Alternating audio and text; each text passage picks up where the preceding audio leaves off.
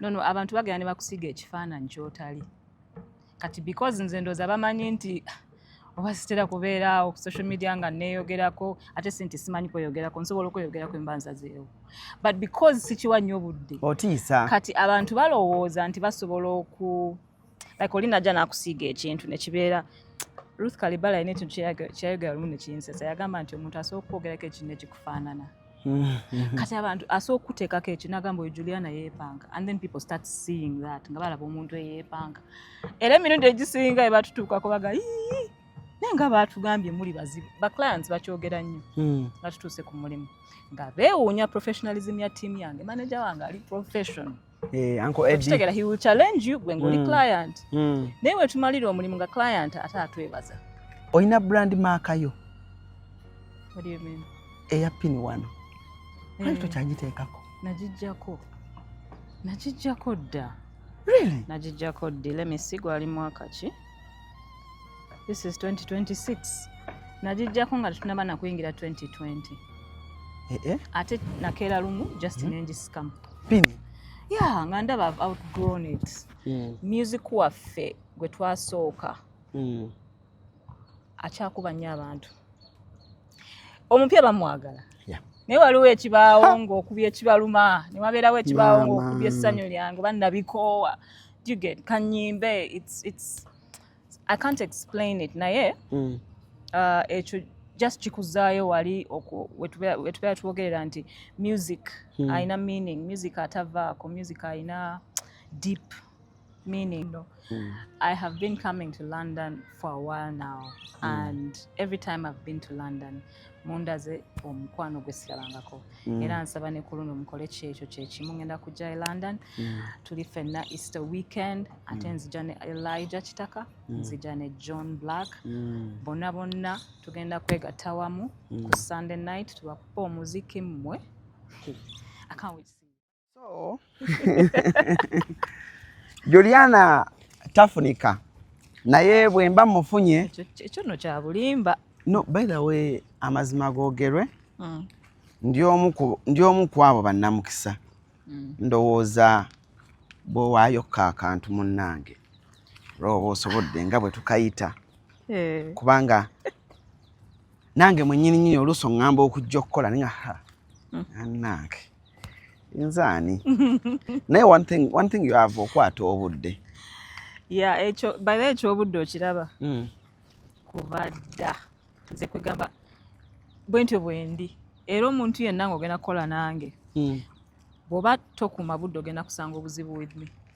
Awo ogenda kunfunamu obuzibu. Nkuuma nnyo obudde. Like if you tell me ne ku mirimu like my clients oluusi I think oba kibayitirirako because client nze ngamba you're going to perform at 8. Nze ne tutuukawo ku 7:40 ne tumugamba nnyabo tutuuse. What? Okay, we're not ready. You know? But it's just... What do you mean? Nkuwa olugambo. Now, I had a person yesterday calling me. Nga ngamba njagala Juliana ku mukolo. Ne bangamba Juliana siwa sente. Siwa sente? As in? Mbu, you can't just approach Juliana because you have money. You can't just approach Juliana because oyinawo sente zo, owulira omukolo gukusiiwa nnyo, owulira oyagala mutegekamu ekivulu. Juliana doesn't sing anywhere. Juliana yeeronda ebifo bye byalina okuyimbamu. Bw'omutwala nga omutute mu bbaala ate wanga wamulimba kifo kirala. Juliana akuddiza ssente zo. No. Olaba kati ebintu ebyo I think biva nnyo ku simanyi yatandika kiboozi ekyo. Naawe okiwulidde? Like mpulira ebintu bingi. Bu Juliana simanyi ayina ebifo byatayimbamu. Juliana waliwo in fact kankyoge waliwo ba clients baffe abazze batunoonya naye nga batutuukako batugamba nti naye ffe obwedda tukunoonya manager obwedda tukunoonya ssebo naye nga baatugamba mbu Juliana takyabeera wano mbu ye yavaawo mbu Juliana abeera Nairobi. Ekyo ne tukiwulira. Omulala n'agamba nti baatugamba ti Juliana mbu ye ebyokuyimba yabivaako. So I don't know bani abatambuza ebintu ebyo naye sina kifo kye sikolamu. Really? As long as standards enjagala zonna ozituukiriza ate nga ze zimu n'abayimbi abalala. Stage ennungi, sound ennungi, security weeri, kwegamba the normal standards. Balina ekintu kye bateekawo nga balinga bagaa nti Juliana ali so picky. Yes. Kati nze nange kamwa kwogera nkubuulira. Nedda bambi. Nange olya kkubira n'omubuuza wa. Naga tulina n'akabaala kaffe n'amasuba naye kakati ngamba ate kati ebifo ebingi kankuwe Eddie. reasoning. Waliwo oli ajja okujja akusabe oyimbe ku kati nga akabaala k'oyogeddeko. Kati gwe kennyini n'omulowooleza n'omugamba oyagala nzija nnyimbe kabaala ako kenkana bwe kati ne bwe kati osuubira abantu bwe bati ne bati. Kati ssente zange zenkusaba ogenda zijjawa. Okitegeera ng'olaba bajja propaganda. Ebifo ebimu kye ngamba kati ng'olaba mugenda kudda mu kwesika nga ssente zimulemye okuweza oyagala kukola kati ate muyombe. Kati abamu bagaabugambi nti omanyi ki tujja kukola olulala ng'olaba kyayagala nekyasasulira n'abantu basuubira tekigatta.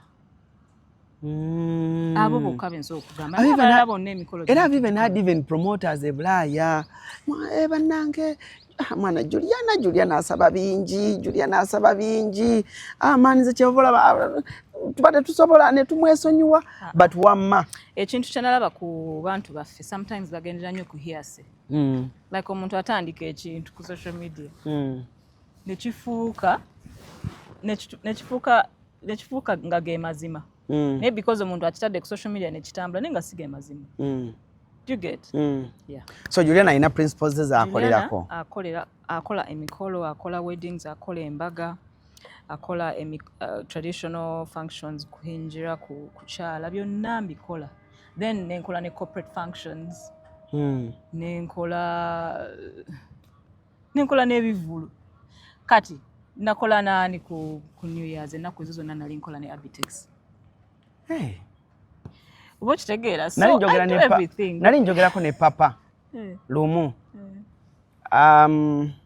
Namugamba naye papa before actually we started talking nga njogera ne papa nga mbuuza naye papa gwe Juliana omufuna otya naye nga nange nakiri ekifaananyi. Papa yagamba ki? Papa nangamba alina buzibu ki namugamba nze papa nze baŋŋamba Juliana okumufuna bannamawulire buli omwaka abaagala Juliana era nze bansanga baŋŋamba Alan how do you get Juliana nemagana nedda no nange nasanga Juliana I was shocked nga Juliana alaba ebintu yange and she was there Alan tujja kukola no abantu bagenda ne bakusiga ekifaananyi kyotali kati because nze ndooza bamanyi nti oba sitera kubeera ku social media nga neeyogerako ate sinti simanyi kweyogerako nsobola okweyogerako embanza zeewo but because sikiwa nnyo obudde otiisa kati abantu balowooza nti basobola like oli najja n'akusiiga ekintu ne kibeera Ruth Kalibala alina ekintu kyayogera lumu ne kinsesa yagamba nti omuntu asobola okwogerako ekintu ne kikufaanana kati abantu asobola okuteekako ekintu n'agamba oyo Juliana yeepanga and then people start seeing that nga balaba omuntu eyeepanga era emirundi egisinga ebatutuukako baga naye nga baatugambye muli bazibu baclients bakyogera nnyo nga tutuuse ku mulimu nga beewuunya professionalism ya tiimu yange manager wange ali professional. Uncle Eddie Kitegera he will challenge you gwe ng'oli client naye wetumalira omulimu nga client ate atwebaza ate ng'agamba naye baatugamba muli bazibu naye ate mubadde balungi nnyo so it's just an impression oli akiteekayo just ndooza nga ali board n'agaakani mwogereko bwe ntyo. Waliwo video zo zendaba ez'emikolo ng'oyimba ku mikolo opafominga ku mikolo gwe kugundi okwata emikolo emeka kozi wali mulimu abayimbi ng'akwata emikolo esatu na Saturday Juliana okwata emikolo emeka on a weekend? Ninawe sisuka padde tu? Ninawe sisuka padde ekinene nnyo tu nga giri mu area yemu. Yes, mba njagala ne bwetabeera area yemu katugambe ng'ogumu guli Kampala ogumu guli Ntebe. Ebiri ngisobola kubanga mba manyi nti jaamu bw'omugattagatta biki byonna I'll still be on time for both. Kwanza ekyobudde nkikwata nnyo n'okudelivering omulimu gwange omugole oba client yenna abeere musanyufu. So sitera kusukka tu but in rare occasions nga wabaddewo owookusatu n'akubanga oba gyonna giri mu Kampala biki rarely nsobola ogutwala naye padde ntera kukoma kutu. Kale wallahi tukufuna bubi. Munfuna bubi kubanga ebyaddala nange ng'omuntu mbadde mmanyi Juliana tayinza kukwata mukolo gusukka gumu. Nkola nga bannange bonna just mwe mwawulira bye mwawulira ne tutwala ekyo. Naye nkola nga bannange bonna. Okay. Waliwo abagamba muze saagala kukola ekyo nakyo nakiwulira. Waliwo yagamba wamudu yakowa okukola simanyi yamala okuzaala simanyi biki tata ayagala kukola. Oli yaŋŋamba naŋŋamba mugagga. Oli yaŋŋamba Juliana mugagga takyakola mbu simanyi mbu afiirawo mu bivolo mbu simanyi afiirawo ku mikolo. Ekisooka abantu kye balina okumanya njagala nnyo omulimu gwange. Bannaye njagala omulimu gwange. I love singing. Oba okitegeera? I love music. Kyekintu ekimpa essanyu buli ssaawa. So I love my job. So akeera ku makya ne ŋŋamba ndekedde awo okukola. Okitegeera? Okay. Yeah, ki Alan? Ndi bulungi. Onoonyeza obadde oŋŋamba ki? Nkunoonyeza naye kansoke mbuuze kano before nga sinnakeerabira. Nkalaba ku Instagram yo but njagadde bwe nzizemu n'enkiraba wano njagadde okkakubuuza. Oyina brand marka yo? What do you mean? Eya pini wano. Lwaki tokyagiteekako? Nagijjako dda. Really? Nagijjako dda. Let me see gwali mwaka ki? This is 2026. Nagijjako nga tunaba nakuyingira 2020. Ate nakeera lumu just nengisikamu. Pini? Yeah, nga ndaba I've outgrown it. Mweyo ebintu byokola certain age. Notuuka nga tekikya making a sense to you. Nakakyategeeza juzi ku Instagram nenscrollinga mu bifaananyi biri nga wait Juliana yajjako pini eyo. Era tekyankolera sense wala ebintu byokola according to age. Ng'olina emyaka gy'olimu ng'olina by'oyagala kati nempumula eriiso that time. Okay. When nawumulira eriiso eyo ndoza nali 25 oba 26. You get kati otuuka n'ogaana do I still want this? Kikola ki like nenkajjamu. Okay. Nalabye poster nga mugende London. Tugenda London eyo. Ate era London yemu gye nasanga ba promoter abagamba Juliana tafunika. Balimba. Ani bwe sijja kumwogera. Abakulimba. Sijja kumwogera linnya. Naye yaŋŋamba Alan. Olumu yaŋŋamba Alan. Sabira ku Juliana. Naye ozayinza kunsaba ssente mmeka?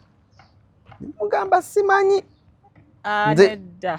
Bakulimba ate bakulimbira ddala kubanga ate I think ate munanga abakutwala bannaaba bale bababuuza bagamba aseera asaba tiketi ey'omwana asaba eyiye asaba eya manager atambula n'omwana wange ekigambo nga bakisaze. Anyway, nedda nzikola in fact London eyo yemu ku before gye nsinze okukola mu career yange. London ngenzeeyo nnyo to an extent nti I think there's a time bwe baali bagala okumpita okumpa show nga nali nakavaayo ba like 2 years before nembagamba nedda nakavaayo. You give yourself space. Goba nakavaayo naye nga London ngikoledde nnyo shows kuva dda ekyo si kituufu. So this time round ogenda kukola ne Jaffa? Ngenda kukola ne Jaffa. Love Fest. So you confirm everything is set? Everything is set. Tulinze bulinzi kulinnya nnyonyi. Love Fest, Easter Sunday, Easter yonna kwegamba weekend eyo. Tugenda kubeera awo. What has been your experience emyaka gy'omaze ng'ogenda London? Audience yo? Very, very good experience. One of my favorite audiences outside Uganda. UK ne Boston. And I think it's because Abannayuganda bangi nnyo. So bajja nga balina vibe.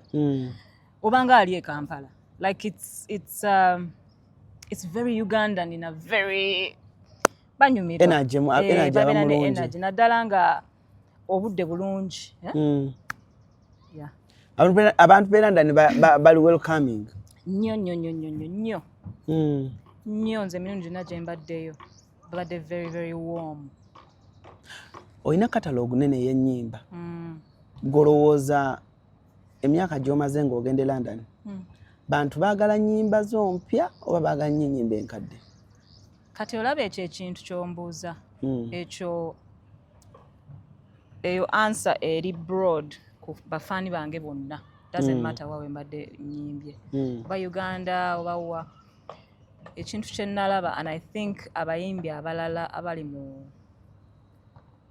age group yange bonna bajja kugamba ekintu ekyo. Music waffe gwe twasooka akyakuba nnyo abantu. Omupya bamwagala. Naye waliwo ekibaawo ng'okubya ekibaluma ne wabeerawo ekibaawo ng'okubya essanyu lyange oba nnabikoowa. You get kanyimbe it's I can't explain it naye ekyo just kikuzaayo wali wetubeera twogerera nti music ayina meaning, music atavaako, music ayina deep meaning. Ayina gy'asuula omuntu bw'aba amuwuliriza, ayina gy'amutwala. Yes, tavaako. So yeah, bafanzi bange still today music gwe basinga okunyumirwa nga ndi ku stage abeera gwe natandikirako ate. What's that one old of Juliana lw'oyinza okugamba nti audience esobola obutalokowa ne bw'olukuba emirundi 6? Nyingi. Kibaluma ssanyu lyange, nabikoowa, kanyimbe, Diana. I love Diana. Ennaku zino sirina mulala. You know? Usiende mbali like zonna. But Juliana, bw'owuliriza oluyimba lwa Nabikoowa, what comes into your mind? Nabikoowa lukuzaawa lukujjukiza ki? Lunzizaayo nga nakatandika career yange nali muto. Industry nali sinagiyiga bulungi in terms of the business side of it. Nali just an innocent young girl. Gwe baawa hit song nga sigimanyi nti ngifunye. Ani alikuwandiikira? Silver. Kyagulanyi Council. Okay. So it nali nkyali kweja emyaka where buli kimu bakinsalirawo. Juliana, I think this will be the perfect song to start the album. Bigambo bya Steve. Start the album. So hit song yankubanga simanyi nti nfunye hit song. Nga simanyi nti nfunye break nti that is going to be my break as an artist. Wali wayimbira Luzungulo? Because at that time nali nakamala okuyimba Taata w'abaana ne Mama Mbiri. Kati nze bulijjo nno nzijukiranga Mama Mbiri ne Taata w'abaana ebyali after Nabikoowa. Byali just before. Olumalo ne Bobby lwali before? Yeah, byali before Nabikoowa. Kati ate challenge gye nafuna kuba kati abantu basigala bagamba okay, obadde successful ofunye hit songs muzina ennyimba ebbiri, but maybe it's because you're with Bobby Wine. Can she make a hit on her own? Yes, it was a real challenge. Kati nga nina okuproving anti nina what it takes okukola hit. Obadde kanda management naawe? Yeah, natandikira wa Steve Fenon. Navaayo nenkola n'endawula, mwami endawula paka kati nkyali naye. What? Yes. Uncle Eddie okoze naye kuva? Kuva, yes. Kutegeera nnyo. Mukulu ndawula yafuukanga mu brother wange really. Era naye kusimunya kuliko Juliana's brother. No, I think it's at some point balinga bamutabula ne brother kwa naye ye Eddie. Ate nono ye Eddie. Yeah. Naye nkoze naye all that time. Okay. So this time round ogenda kugenda London nze kyembadde nsaba kuba ekikadde empyo zireke tunakuleeta oguddako. Kyebasaba kyembawa. Kyebasaba. Anti katalogu nnene. Juliana onatukuba an hour. Sebo, I can do more than an hour. No kubanga. My catalog goes beyond that. Anti kyengamba. Mulimu abayimbi abajje London. Yeah. Olinga catalog okimanya ayina nnene. Nakubedda kika 3. N'agenda. Anti kisinziira era. Ate oluusi sinzira n'obudde. kati abayimbi bwe muba nga nga muwerako activities mwesanga obudde bubakutte kati oba oluusi ne catalog Jose nayo banoogikendeezaako it depends naye nga nandyagadde mbawe. Okay. So ogenda kubeerako ne baani this time round? Kubeerako ne Elijah Kitaka ne John Black. Wow. Okay, kankubuuze katono ku bayimbi b'ogenda okubeerako nabo. As a legend, Juliana, what's your comment about Elijah's music? Gwengo omuntu. Elijah, I'm a huge fan. Wow. Yeah, Elijah, I'm a huge fan. Like the first time I heard a song from him, Olwasooka. Omayo omuntu gw'owulira n'otegeererawo nti ono nno azze ate nga he's not like anyone else. Njagala nnyo omuyimbi ajja nga talina w'omukompera nga asoundingamu nga gundi oba ayimbamu nga gundi kiba kitegeeza you have a strong independent mindset in terms of how you brand yourself and how you write your music and ayina ekintu ekyo tosaamu comparinga na muntu. He's amazing, he's very talented and I think he's going to last a long time. Wala abayimbi abajja ne batalwawo n'abeera successful naye after a few years n'omunoonya nga tomulaba. I feel like Elijah is not going to be like that. I feel like Elijah is with us for a long time. Really? John Black? Naye kyekimu. I'm a fan of John Black.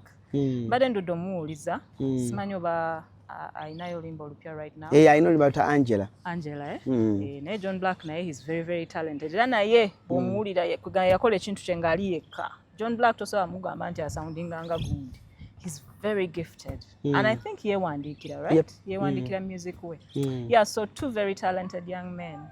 So bwe mugenda e London tusuubire nti kale abavubuka abafa abo ababiri Juliana guno omugigi guno omupya tonnagulowoozaako nnyo in collaborations.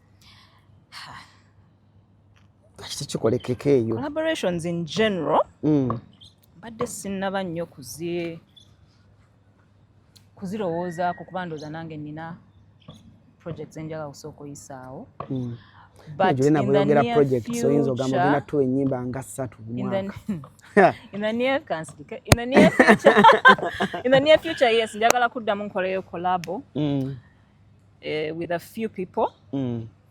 Yeah. Okay. So abantu bafabeera ndani baako kyobasuubiza tulabe ate muyingira ddi mu ggwanga. Banange abantu bange ab'e London bafaani bange nga munjagadde nno. I have been coming to London for a while now and every time I've been to London mundaze omukwano gwe sirabangako era nsaba ne kuluno mukole kyekyo kyekimu ngenda kujja e London tuli ffenna Easter weekend ate nzija ne Elijah Kitaka nzija ne John Black bonna tugenda kwegatta wamu ku Sunday night tubakupa omuziki mmwe. I can't wait to see you. Banaye mbagala nnyo and see you in London. Princess Juliana live in London ate obuzina bwe buli bwatolako obutozi ku stage. Juliana olina obuzina bwotolako.